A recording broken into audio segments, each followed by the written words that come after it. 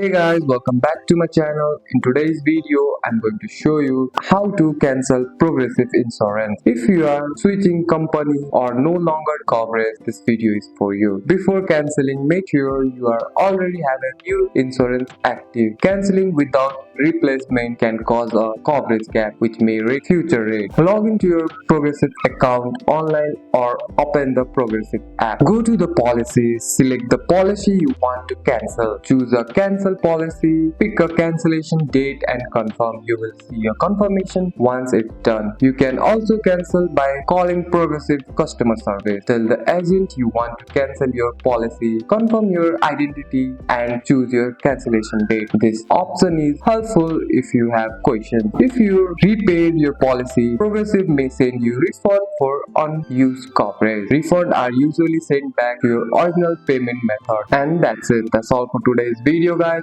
If you found this video helpful, drop a like and subscribe for more videos. Thanks for watching. See you in the next one.